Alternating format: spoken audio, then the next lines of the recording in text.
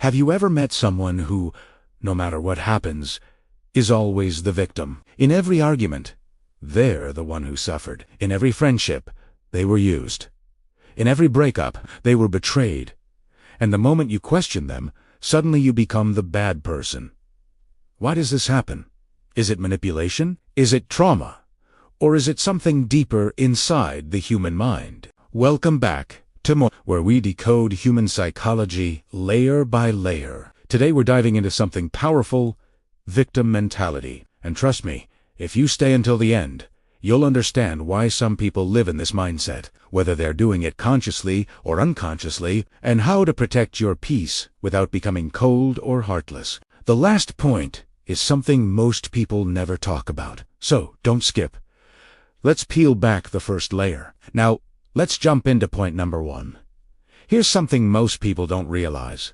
Being a victim gives emotional rewards. When someone says, "You deserve better," "You're too good for this world," people always hurt you. It feels comforting. In psychology, this is called secondary gain, a hidden benefit of having a problem.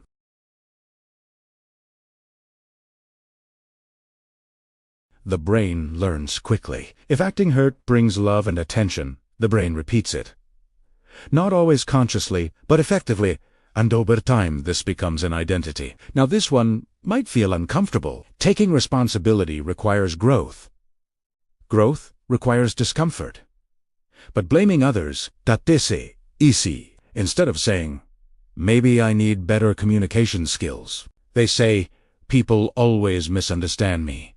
Instead of, "I chose the wrong partner," they say, "All men, women are toxic." Blame protects the ego. Responsibility challenges it, and the ego prefers protection. Now we're going deeper. Many victim patterns are built in childhood. If a child grows up being constantly criticized, being overprotected, being told the world is unfair, watching a parent play the victim, the brain absorbs that script. Children don't analyze, they copy. And what feels familiar feels safe, even if it's unhealthy. So, in adulthood, they replay the same script. Life happens to me. Instead of, "I influence my life," let's address something important. Not everyone with a victim mindset is manipulative, but sometimes victim behavior becomes emotional control. Statements like, "After everything I did for you, I guess I'm always the bad one. Nobody cares about me." These create guilt, and guilt makes people stay. This is called emotional blackmail. Sometimes it's intentional. Sometimes it's learned behavior, but the effect is the same: control through sympathy. Underneath many victim mentalities lies something fragile. Deep down, they may believe, "I'm not powerful. I don't have control. Things always go wrong for me." So instead of risking failure, they surrender to helplessness. Because if you believe you have no control, you don't have a 2-3. And if you don't try, you can't fail. It's psychological protection, but it keeps them stuck. Here's the layer most people miss. Some people genuinely don't know they're doing this. To them, they're just expressing pain. But there's a difference between feeling hurt and building your entire identity around being hurt. Healthy mindset: "This situation hurt me. I will learn from it." Victim mindset: "This situation hurt me. Life is against me." See the shift. One creates growth. The other creates stagnation. This is important. Don't skip. If you constantly try to rescue them, you'll feel emotionally drained. So here's what you do. Set emotional boundaries. You can care without carrying their pain. Don't feed the drama. Offer solutions, not sympathy loops. Don't accept false guilt.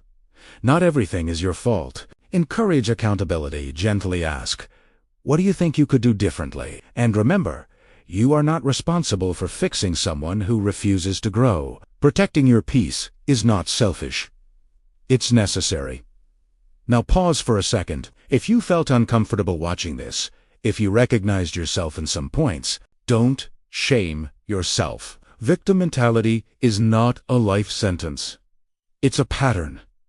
And patterns can change. Start small. Take responsibility for one mistake. Replace, "Why does this always happen to me?" with, "What can I learn from this?" Choose growth over sympathy. It won't feel easy at first, but it will feel powerful. And power feels better than pity. If this video made you think, comment below. Accountability over excuses. And if you want to understand human behavior on a deeper level, subscribe to me, because next we're breaking down why smart people overthink everything. Trust me, that one might change how you see your own mind. Until next time, stay aware, stay powerful, and keep exploring your mind layers.